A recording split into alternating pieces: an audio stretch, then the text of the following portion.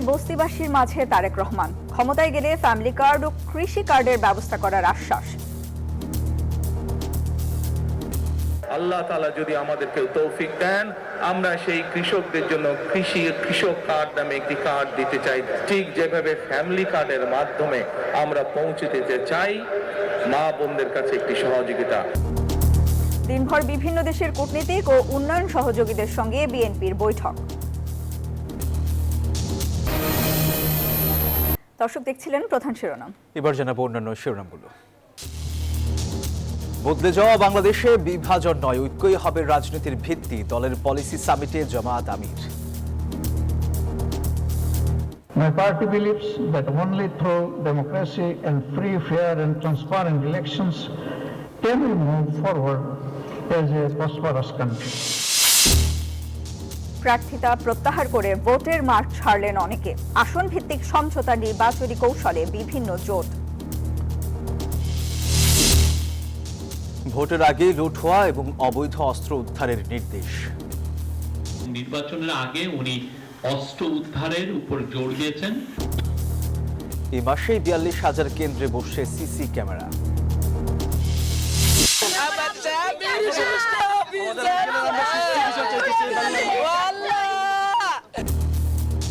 সীতাকুণ্ডে হামলায় নিহত র্যাব সদস্যের জানাজা সম্পন্ন, অভিযানে যৌথ বাহিনী ছাড় পাবে না কেউ। এর জন্য যারা দায়ী তাদেরকে আমরা আইনের আওতায় নিয়ে আসব। ট্রাম্পের 1 বছরে টালমাটাল বিশ্ব রাজনীতি, চড়া শুল্কে অস্থির বাণিজ্য, তটস্থ সব দেশ, ক্ষুব্ধ মার্কিন মিত্ররাও। এবং টাইগারদের বিশ্বকাপ খেলা নিয়ে এখনো ধোঁয়াশা, ভক্তদের মিশ্র প্রতিক্রিয়া, বয়কটের পক্ষে নন রফিক। ভারতীয় বোর্ডের কাছে চাপ সৃষ্টি করে, ভারতীয় বোর্ডের কাছে মাথা নত করে আমাদের উপর চাপ সৃষ্টি করে অযৌক্তিক কোনো শর্ত চাপায় দেয়, আমরা সেই অযৌক্তিক শর্ত মানব না।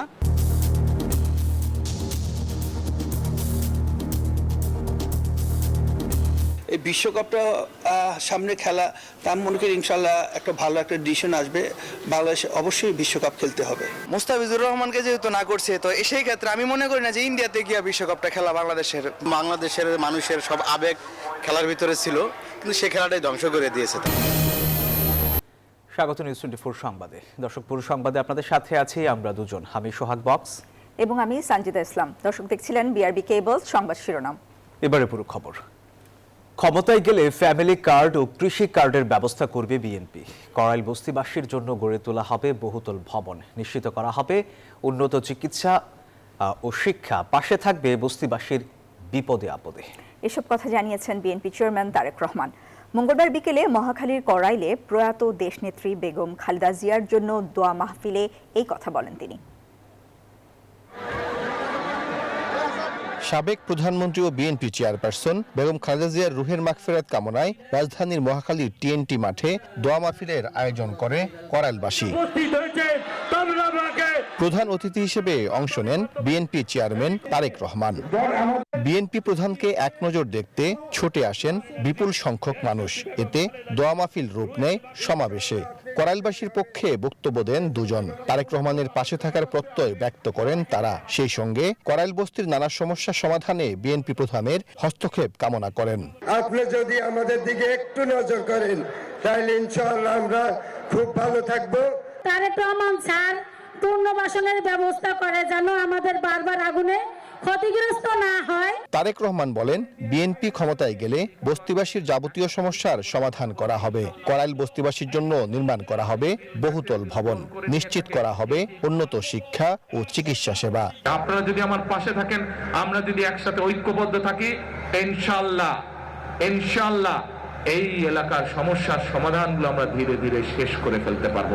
বিএনপি চেয়ারম্যান বলেন, জনগণের ভোটে নির্বাচিত হলে নারীর সচ্ছলতার জন্য ফ্যামিলি কার্ড ও কৃষকদের জন্য নিশ্চিত করা হবে কৃষি কার্ড। মা বোনরা যাতে সচ্ছলভাবে চলতে পারেন, সেই সচ্ছলভাবে যাতে চলতে পারেন, আমরা মা বোনদের জন্য ফ্যামিলি কার্ড নামে একটি কার্ড দিতে চাই। আমাদের প্রত্যেকেরই আত্মীয় স্বজন, বন্ধু বান্ধব যারা গ্রামে থাকেন, কেউ না কেউ কৃষি কার্যের সাথে জড়িত, আমরা এই কৃষকদেরকে সহযোগিতা করার জন্য আল্লাহ তাআলা যদি আমাদেরকে তৌফিক দেন, আমরা সেই কৃষকদের জন্য কৃষক কার্ড নামে একটি কার্ড দিতে চাই। পরে বেগম খালেদা জিয়ার রুহের মাগফিরাত কামনায় দোয়া ও মোনাজাতে অংশ নেন তারেক রহমান। তার স্ত্রী ডাক্তার জুবাইদা রহমানও সঙ্গে ছিলেন।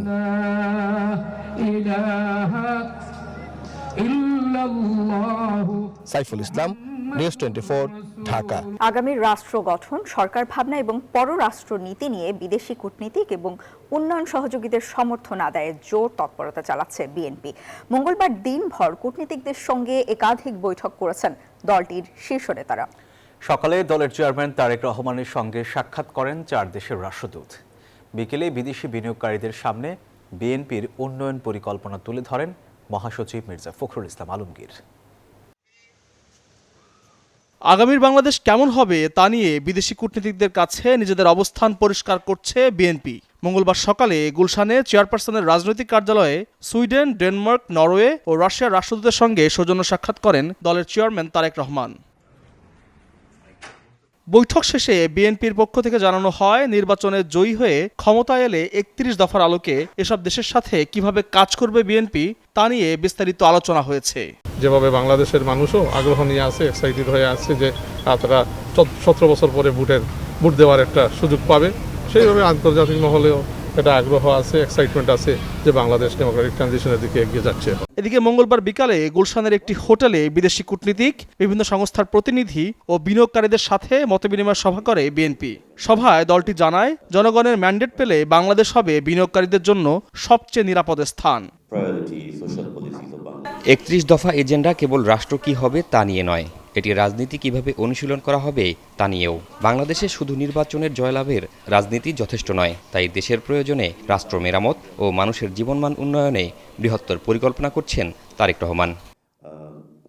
কোলাহল নয়, ভয় নয়, বিভেদ নয়, বরং একটি স্পষ্ট পরিকল্পনা, একটি সংস্কারকৃত রাষ্ট্র এবং এমন একটি ভবিষ্যৎ যেখানে প্রতিটি পরিবার মর্যাদার সাথে বসবাস করতে পারে, আর সেটি হোক আগামী নির্বাচনের প্রতিশ্রুতি।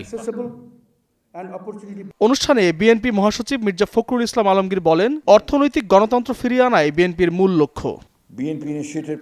আওয়ামী দুঃশাসনের সময় বিশেষ গোষ্ঠীকে প্রাধান্য দিয়ে ব্যাংক থেকে শুরু করে সব জায়গায় ব্যাপক লুটতারাজ চালানো হয়, ফলে দেশে বৈদেশিক বিনিয়োগ ভয়াবহভাবে কমে যায়। বিএনপি সে অবস্থার পরিবর্তন আনতে চায়। অর্থনৈতিক গণতন্ত্র ফিরিয়ে আনতে বিএনপি প্রতিজ্ঞাবদ্ধ, তাই রাষ্ট্রকে বিনিয়োগের জন্য উপযোগী করতে পূর্ণ পরিকল্পনা হাতে নিয়েছেন তারেক রহমান।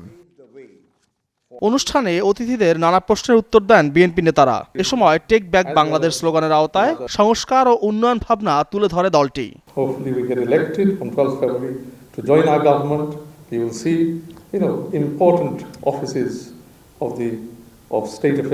আল Mohaiminul Khan, news 24, Dhaka. BNP chairman Tarique রহমানের শান্তি ও সৌহার্দ্যের বার্তার বিপরীতে কয়েকটি দল বিশৃঙ্খলা সৃষ্টিতে ব্যস্ত, এমন মন্তব্য করেছেন বিএনপি মহাসচিব মির্জা ফখরুল ইসলাম আলমগীর। তিনি বলেন, যারা অতীতে বাংলাদেশকে স্বীকার করেনি তারা পরিকল্পিতভাবে অপপ্রচার চালাচ্ছে। বিভিন্ন কৌশলে বিএনপিকে ক্ষমতার বাইরে রাখার ষড়যন্ত্র হচ্ছে বলেও অভিযোগ তাদের। মঙ্গলবার শহীদ রাষ্ট্রপতি জিয়াউর রহমানের 90তম জন্মবার্ষিকী উপলক্ষে রাজধানীর কাকরাইলে ডিপ্লোমা ইঞ্জিনিয়ারিং ইনস্টিটিউশন মিলনায়তনে এই আলোচনা সভার আয়োজন করে বিএনপি। আমাদের জীবন থেকে আলাদা কিছু। এতে বিএনপির নেতারা জিয়াউর রহমানের রাষ্ট্র পরিচালনার দূরদর্শিতার কথা তুলে ধরেন। অভিযোগ করেন, আগামী নির্বাচনে ইঞ্জিনিয়ারিং এর ষড়যন্ত্র হচ্ছে। শহীদ জিয়া কেমন ছিলেন এটা যদি আমরা বিবেচনায় নিয়ে তাকে যদি আসলেই আমরা শ্রদ্ধা করি, তাহলে আমাদের সবার শপথ নেওয়া দরকার যে আমরা তার মতো হব। সেই আত্মবিশ্বাসের বলে বলিয়ান হয়ে তিনি কিন্তু সমগ্র বাংলাদেশকে নতুন করে ঐক্যবদ্ধ করে আওয়ামী লীগের যে বিভাজনের রাজনীতি, সেই বিভাজনের রাজনীতিকে প্রত্যাখ্যান করে তিনি ঐক্যের বাংলাদেশ তিনি তৈরি করেছিলেন। এই নির্বাচনে কিছু কিছু সিট কিছু কিছু দলের ইলেকশন ইঞ্জিনিয়ারিং এর মাধ্যমে তারা জয়লাভ করার চেষ্টা করবে। আমাদের নেতা এবং কর্মীরা বিশেষভাবে নজর দেবেন কোন রকম ইঞ্জিনিয়ারিং করতে যেন না পারে। অনুষ্ঠানে মির্জা ফখরুল অভিযোগ করেন, কয়েকটি দল বিশৃঙ্খলা সৃষ্টির চেষ্টা করছে। বলেন, রাষ্ট্র গণতন্ত্র না উগ্রবাদের পথে এগিয়ে যাবে তা নির্ধারিত হবে আগামী নির্বাচনে। একদল আছে যারা সারাক্ষণ শুধু মারা পিটা, একে খুন করবে, ওকে মারবে, ওকে ধরবে, এটা করবে বলে ধমকাচ্ছে। আর আমাদের নেতা দাঁড়িয়ে বলছে যে আমার একটা পরিকল্পনা আছে তোমাদের জন্য। This is the difference. এই নির্বাচনে নির্ধারিত হবে যে এই দেশ কি লিবারেল ডেমোক্রেসির হাতে থাকবে নাকি আপনার সমস্ত উগ্রপন্থী রাষ্ট্রবিরোধী লোকদের মধ্যে থাকবে। সংস্কারের নামে প্রধান উপদেষ্টার প্রচারণার সমালোচনাও করেন বিএনপি মহাসচিব। প্রধান উপদেষ্টা থেকে সমস্ত উপদেষ্টারা নেমে গেছেন প্রচারণায়, ভালো কথা। মোহাম্মদ কবির, নিউজ 24, ঢাকা। জুলাই অভ্যুত্থানে বদলে যাওয়া বাংলাদেশে বিভাজন নয়, ঐক্যই হবে রাজনীতির ভিত্তি মন্তব্য করেছেন জামায়াত আমির ডক্টর শফিকুর রহমান। আসন্ন নির্বাচনে জয়ী হলে কিভাবে দেশ পরিচালনা করবে জামায়াত তার পরিকল্পনা তুলে ধরতে আয়োজিত পলিসি সামিটে তিনি কথা বলেন। জামায়াত আমির বলেন, নারী শক্তিকে প্রাধান্য দিয়ে তরুণদের মেধা কাজে লাগাতে চায় তার দল। নির্বাচনে জয়ী হলে কিভাবে রাষ্ট্র পরিচালনা করবে জামায়াত ইসলামী তার পরিকল্পনা তুলে ধরতে মঙ্গলবার রাজধানীর একটি হোটেলে পলিসি সামিটের আয়োজন করে দলটি। এই সামিটে কূটনৈতিক, রাজনৈতিক নেতা, শিক্ষাবিদ, শিল্প উদ্যোক্তা, সুশীল সমাজ ও গণমাধ্যমের নীতি নির্ধারকরা আমন্ত্রিত ছিলেন। সামিটে প্যানেলিস্টদের আলোচনায় উঠে আসে জামায়াত ইসলামীর আগামী 5 বছরের কর্মপরিকল্পনা। would like to go for skill-based higher education, would like to introduce internship. স্বাস্থ্য ও শিক্ষা, কর্মসংস্থান নিয়ে একগুচ্ছ পরিকল্পনা তুলে ধরা হয় এই পলিসি সামিটে। এর মধ্যে জেলায় জেলায় থাকবে বিশেষায়িত হাসপাতাল, জেন্ডার ও বয়স ভেদে মিলবে বিনামূল্যে চিকিৎসা, উপজেলায় গ্রাজুয়েটদের জন্য ইউথ টেক ল্যাব স্থাপন ও জেলায় জব ইউথ ব্যাংক গঠন করে 5 বছরে 5 মিলিয়ন জব অ্যাক্সেস নিশ্চিত করতে চায় দলটি। সূচনা বক্তব্যে জামায়াত আমির বলেন, গণতান্ত্রিক রূপান্তরের সন্ধিক্ষণে দাঁড়িয়ে থাকা বাংলাদেশে এখনো বড় বড় চ্যালেঞ্জ রয়ে গেছে। We want to rebuild a new Bangladesh that stands on the pillars of pluralist democratic values on which our country was founded. My party believes that only through democracy and free, fair and transparent elections can we move forward as a prosperous country. অনুষ্ঠানে doctor Shafiqur Rahman আরো বলেন, নারী শক্তিকে প্রাধান্য দিয়ে তরুণদের মেধা কাজে লাগাতে চায় জামায়াত ইসলামী। I am proud that women make up 43% of my party's membership. সামিটে Jamaat নেতারা আরো বলেন, জামায়াত দেশকে এগিয়ে নিতে একতা, সততা ও যোগ্য নেতৃত্বে বিশ্বাসী। দেশ বিদেশে নানা প্রোপাগান্ডা রুখতে যুক্তির মাধ্যমে এগিয়ে যাবার প্রত্যয় ব্যক্ত করেন তারা। With unity, honesty and complement leadership, competent leadership, we are confident that Bangladesh can move towards an economy rooted in justice, opportunity and shared prosperity. বাংলাদেশকে আঞ্চলিক ও বৈশ্বিক পর্যায়ে নির্ভরযোগ্য অংশীদার হিসেবে গড়ে তুলতে চায় জামায়াত ইসলামী বলেও জানানো হয় এই সামিটে। Protect the vulnerable. Tawhidul Islam, news 24, Dhaka. শেষ দিনে প্রার্থিতা প্রত্যাহার করে নির্বাচনের মাঠ ছাড়লেন অনেকেই। বিভিন্ন জোটের আসন সমঝোতার অংশ হিসেবে এই কৌশল প্রার্থীদের। ঢাকার বিভিন্ন আসনেই সরে দাঁড়িয়েছেন 1.5 ডজনের বেশি প্রার্থী। এছাড়া সারা দেশে প্রার্থিতা প্রত্যাহার করেছেন অনেকে। এবার চূড়ান্ত প্রার্থী তালিকা প্রকাশ করবে নির্বাচন কমিশন। এরপর প্রতীক বরাদ্দ। বুধবার প্রতীক পাওয়ার পরদিন প্রচার শুরু করবেন প্রার্থীরা। ত্রয়োদশ জাতীয় সংসদ নির্বাচন ও গণভোট হবে 12 ফেব্রুয়ারি।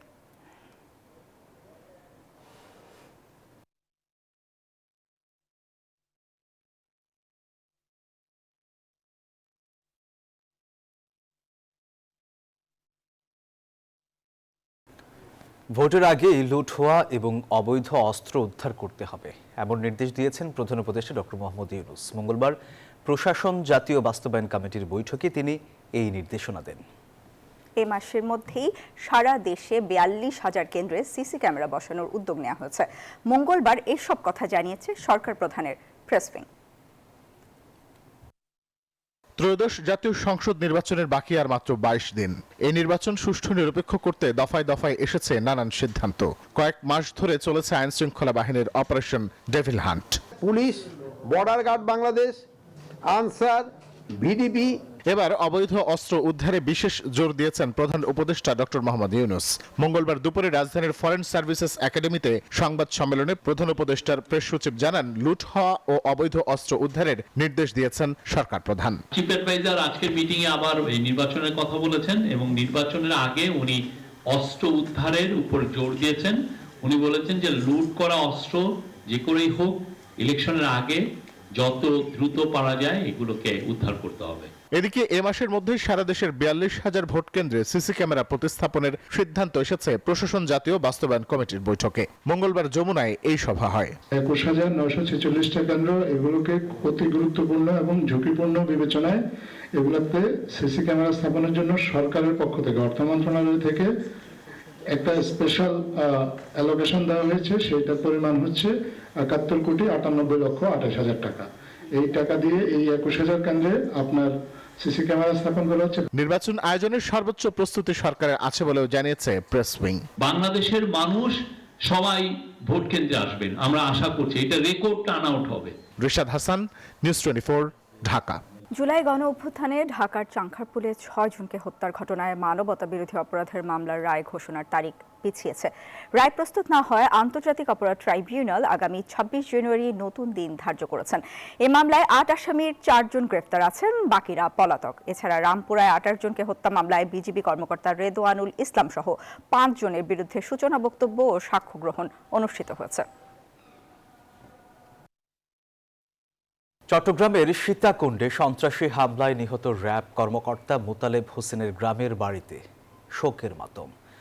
দুপুরে পতেঙ্গা র্যাব ৭-এর কার্যালয়ে তার প্রথম জানাজা সম্পন্ন হয়। হামলায় আহত ৩ জনের অবস্থা এখনও আশঙ্কাজনক। এদিকে অভিযানে নেমেছে যৌথ বাহিনী। পুলিশ সুপার জানিয়েছেন, সন্ত্রাসী যেই হোক কোনো ছাড় দেওয়া হবে না। বিস্তারিত ডেস্ক রিপোর্টে। চারপাশে নিস্তব্ধতা, চলছে কবর খোদাইয়ের কাজ, অপেক্ষা মরদেহ আসার। চট্টগ্রামের সীতাকুণ্ডে সন্ত্রাসী হামলায় নিহত মোতালেব হোসেনের গ্রামের বাড়িতে শোকে স্তব্ধ স্বজনরা। 11 সন্তানের মধ্যে সবার ছোট র্যাব কর্মকর্তা মোতালেব। 2 মেয়ে ও 1 ছেলের জনক মোতালেব নিজ গ্রামের মানুষের সাথেও ছিলেন আন্তরিক। এই ঘটনার সুষ্ঠু তদন্ত ও বিচারের দাবি স্থানীয়দের।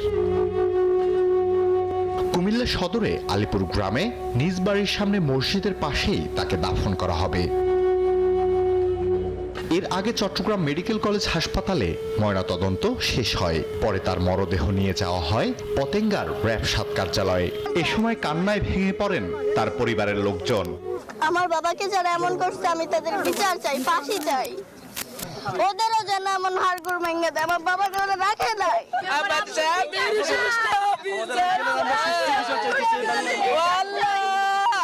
আমার স্বামীর কিছু থাকে নাই।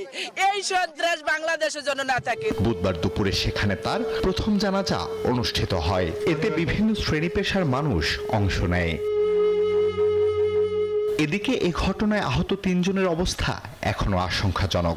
ঘটনায় জড়িতদের ধরতে অভিযান অব্যাহত রেখেছে যৌথ বাহিনী। সলিমপুরে সন্ত্রাস নির্মূল না হওয়া পর্যন্ত অভিযান চলবে বলে জানায় প্রশাসন। এর জন্য যারা দায়ী তাদেরকে আমরা আইনের আওতায় নিয়ে আসব। আমরা তাদেরকে জুডিশিয়াস প্রসেসে বিচারিক কার্যক্রমের মাধ্যমে যাতে তাদের সাজা নিশ্চিত হয় সেটি আমরা নিশ্চিত করব যে কোনো মূল্যে। অস্ত্রধারী সন্ত্রাসী আছে তাদেরকে আমরা নির্মূল করব এবং এই আস্তানা, অবৈধ কর্মকাণ্ডের এই আস্তানা আমরা ভেঙে চুরে গুড়িয়ে দিব। জঙ্গল সলিমপুরের বাসিন্দারাও রয়েছেন আতঙ্কে। আমরা শান্তিতে থাকতে চাই, আমাদের বসবাসটা যাতে এখানে আছে, আমরা এখানে বাচ্চা নিয়ে থাকতেছি। এদিকে চট্টগ্রামে সলিমপুরে অভিযানের র্যাব সদস্য নিহতের ঘটনায় সাংবাদিকদের প্রশ্নের জবাবে প্রেস সচিব বলেন, শীঘ্রই চট্টগ্রামের সলিমপুর সহ দেশের বিভিন্ন স্থানে সমন্বিত অভিযান পরিচালনা করবে আইন শৃঙ্খলা বাহিনী। সলিমপুরে যে কাজটা হয়েছে খুবই জঘন্য একটা কাজ এবং এটা আমরা নিন্দা জানাই এবং এই পরবর্তীতে এইটাকে এই জায়গায় আরো খুব জোরদার ভাবে আরো অভিযান চালানো হবে। এর আগে সোমবার সন্ধ্যায় সীতাকুণ্ডের জঙ্গল সলিমপুরের ছিন্নমূল এলাকায় অভিযানের সময় সন্ত্রাসীদের গুলিতে নিহত হন র্যাব কর্মকর্তা মোতালেব। Desk report news 24। জাতিসংঘ শান্তিরক্ষা মিশনে কঙ্গোতে যাচ্ছেন বিমান বাহিনীর ৬২ সদস্য। মঙ্গলবার সকালে বিমান বাহিনীর সদর দপ্তরে তাদের নানান দিক নির্দেশনা দেন বাহিনীর প্রধান air chief marshal Hasan Mahmud Khan. তিনি সততা ও পেশাদারিত্বের সাথে দায়িত্ব পালন করতে কন্টিনজেন্ট সদস্যদের প্রতি আহ্বান জানান।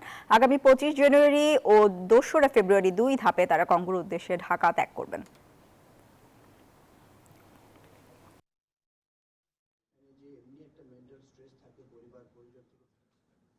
জাতিসংঘ শান্তিরক্ষা মিশনে নিয়োজিত বাংলাদেশ এভিয়েশন ট্রান্সপোর্ট ইউনিট কন্টিনজেন্টের মোট ৬২ জন নতুন শান্তিরক্ষী আজকে যাচ্ছে এবং আমার পাশে কন্টিনজেন্ট কমান্ডার আপনাদের যাচ্ছে, সে হচ্ছে ক্যাপ্টেন সেলিম জাভেদ, অত্যন্ত দক্ষ একজন বৈমানিক। আমি দৃঢ়ভাবে বিশ্বাস করি পারস্পরিক সহযোগিতা, নিষ্ঠা, শৃঙ্খলা খুব ইম্পর্টেন্ট এবং সামরিক কমান্ড কন্ট্রোলের সর্বোচ্চ চর্চার মাধ্যমে আপনাদের পূর্বসূরীদের সুনাম আপনারা সমুন্নত রাখবেন। চলতি মাসের 18 দিনে $204 কোটি সমান রেমিটেন্স এসেছে দেশে, যা আগের বছরের এই সময়ের তুলনায় 69% বেশি। গত ডিসেম্বরে এসেছে $323 কোটি, যা একক মাস হিসেবে দ্বিতীয় সর্বোচ্চ। রেমিটেন্স বাড়ায় বৈদেশিক মুদ্রার রিজার্ভ বেড়ে দাঁড়িয়েছে $32.62 বিলিয়ন। আওয়ামী লীগ সরকার পতনের পর থেকে হুন্ডি প্রবণতা কমে যাওয়ায় বৈধ চ্যানেলের রেমিটেন্স বাড়ছে। নির্বাচন ও রমজান ঘিরে এই ধারা আরও চাঙ্গা হবে বলে মনে করেন সংশ্লিষ্টরা।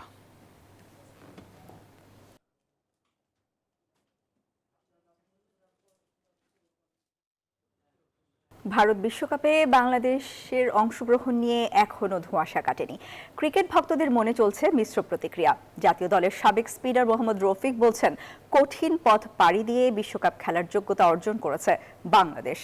আর তাই বিশ্বকাপ বয়কটের পক্ষে নন তিনি। তবে ক্রীড়া উপদেষ্টা আসিফ নজরুল বলছেন, যতই চাপ তৈরি হোক না কেন ভারতে গিয়ে খেলবে না বাংলাদেশ। ঠিক কি ঘটতে যাচ্ছে দেশের ক্রিকেটে? আইসিসি চাপে শেষ পর্যন্ত ভারত গিয়ে বিশ্বকাপ খেলবে বাংলাদেশ, নাকি এবারের বিশ্বকাপ থেকে নাম প্রত্যাহার করে নিবে বিসিবি? দফায় দফায় বৈঠকের পরও এখন কোনো সুরা হয়নি এ বিষয়ে। ভারতীয় মিডিয়ার ভুয়া খবরে খেই হারিয়ে ফেলেছেন বাংলাদেশের দর্শকরাও। ভারত বিশ্বকাপে বাংলাদেশের অংশগ্রহণ করা উচিত কিনা এমন প্রশ্নের জবাবে নিউজ 24-কে মিশ্র প্রতিক্রিয়া জানিয়েছেন ক্রিকেট ভক্তরা। অনেকেই বলেছেন, ক্রিকেটের স্বার্থ দেখে সিদ্ধান্ত নেওয়া উচিত বিসিবির। ভারতে যাওয়া উচিত না, কারণ যেহেতু আমাদের ভারতের সাথে একটা ঝামেলা। ইন্ডিয়ার যে কারণগুলো দেখতেছি, আমার ব্যক্তিগত মতামতে বাংলাদেশের বিশ্বকাপটা না খেলাই দরকার। ভারতের মাটিতে নয়, শ্রীলঙ্কার মাটিতে খেললে আমার কাছে ভালো মনে হয়। আমার কথা হচ্ছে অবশ্যই যাওয়া উচিত। আমার মনে হয় যে পরিস্থিতি ইন্ডিয়া করছে সেটা যাওয়া উচিত না। আমার মনে হয় যাওয়া উচিত। জাতীয় দলের সাবেক স্পিনার ও বাংলাদেশের প্রথম বিশ্বকাপ দলের সদস্য মোহাম্মদ রফিক জানান, যে ত্যাগ ও পরিশ্রমের মধ্য দিয়ে বিশ্বকাপ খেলার যোগ্যতা অর্জন করেছে বাংলাদেশ, তা হেলায় নষ্ট করা উচিত নয়। মনে করি যে এই বিশ্বকাপটা সামনে খেলা, তা আমি মনে করি ইনশাল্লাহ একটা ভালো একটা ডিসিশন আসবে, বাংলাদেশ অবশ্যই বিশ্বকাপ খেলতে হবে। অন্যদিকে ভারত গিয়ে বিশ্বকাপ খেলার ব্যাপারে ক্রীড়া উপদেষ্টা আসিফ নজরুল বলেন, আইসিসি কে দিয়ে যতই চাপ সৃষ্টি করা হোক না কেন ভারতে গিয়ে বিশ্বকাপ খেলবে না বাংলাদেশ। যদি আইসিসি ভারতীয় বোর্ডের কাছে চাপ সৃষ্টি করে, ভারতীয় বোর্ডের কাছে মাথা নত করে আমাদের উপর চাপ সৃষ্টি করে, অযৌক্তিক কোনো শর্ত চাপায় দেয়, আমরা সেই অযৌক্তিক শর্ত মানব না। বিশ্বকাপ শুরু 7 ফেব্রুয়ারি। তবে অনানুষ্ঠানিকভাবে হলেও বিসিবির বেশ কয়েকজন পরিচালক ধরেই নিয়েছেন, এবারে আসলে খেলা হচ্ছে না বাংলাদেশের। শুভদেবনাথ, নিউজ 24। বিপিএল এর এলিমিনেটর ম্যাচে সিলেটের কাছে হেরে টুর্নামেন্ট থেকে বিদায় নিয়েছে রংপুর রাইডার্স। মিরপুরে আগে ব্যাট করে নির্ধারিত ওভার শেষে 9 উইকেটে স্কোর বোর্ডে 111 রান তোলে রংপুর। ব্যাট হাতে 30 রান করেন খুশদিল শাহ, আর 33 রান আসে রিয়াদের ব্যাট থেকে। সিলেটের হয়ে খালেদ নেন 4 উইকেট। ওকস ও নাসুম শিকার করেন 2টি করে উইকেট। জবাব দিতে নেমে শেষ বলে ছক্কা হাঁকিয়ে সিলেটের প্লে অফ নিশ্চিত করে ওকস। স্যাম বিলিংস খেলেন 29 রানের ইনিংস, আর পারভেজ ইমনের ব্যাট থেকে আসে 18 রান। ম্যাচ সেরা খালেদ আহমেদ। দর্শক, এই ছিল নিউজ 24 সংবাদে। সাথে থাকায় ধন্যবাদ সবাইকে।